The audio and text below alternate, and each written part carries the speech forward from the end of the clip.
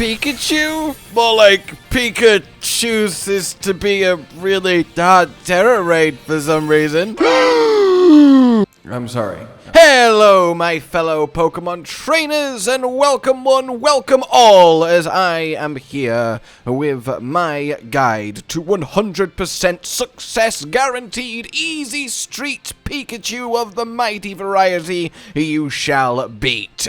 It took a little bit of fangling this, a little bit of testing, and honestly, I am surprised at how long it took me to come up with a strategy that just works, but thankfully that is what has been achieved. So as we know, this Pikachu instantly Terra Shields for all of its health, and it steals your Terra Charge basically constantly.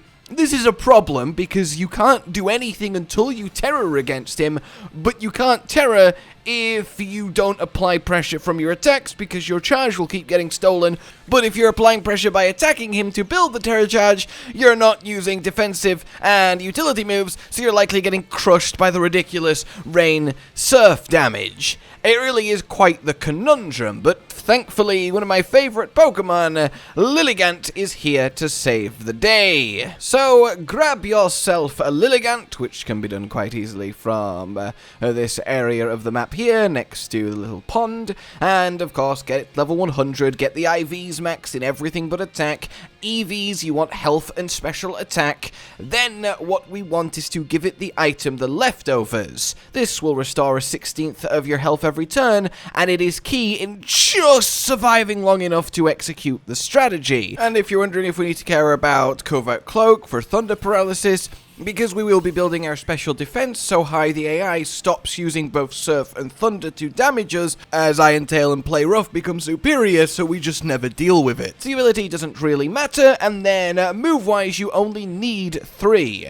Quiver Dance for that sweet special defense and special attack up, which is perfect here. The Energy Ball for your main damage dealing tool, and that chance to lower Pikachu's special defense is nice. And then Giga Drain to be, well, literally unkillable as soon as you Terra. The 4th slot is up to you. You can do Grassy Terrain for a little extra boost, or like me, I've gone for Light Screen to help in online with other players. And then very importantly, you want your Lilligant's nature to promote special defense while lowering attack. That little bit of extra special defense is really what's going to tip this over the edge and make this strategy possible and guaranteed. So with that in mind then, we want to, well, challenge the Tera Raid.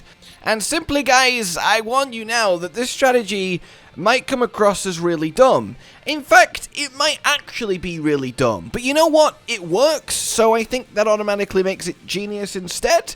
In any case, the goal here is to Terra your Pokemon as soon as possible, because the longer you go without it, the harder and harder it gets as it drags on with you suffering against this Pikachu in its shield mode while you're desperately trying to get a hold of the battle. So, we have begun, we've been surfed, we'll end up on a okay amount of health, but it really still hurts. Then we're simply going to Giga Drain.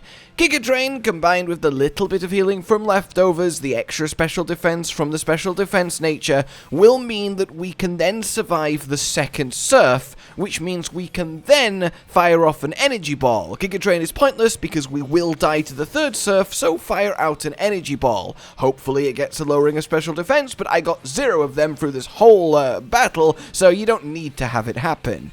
Then, put simply, ladies and gentlemen, you let your Lilligant die. The third surf will come out, and your Lilligant will faint. That is okay, because now Terra Charge will be taken, your Lilligant will come back into the battle on full health, you fire off an energy ball, you'll get hit, and now, every time, you can Terrestrialize. Terrestrialize into a Giga Drain, and return to full health. And now we've won.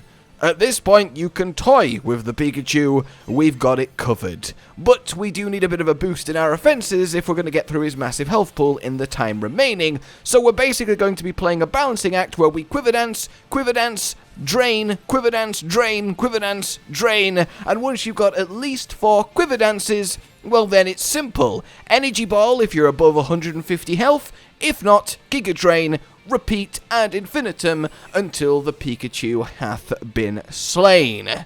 And really, there you have it.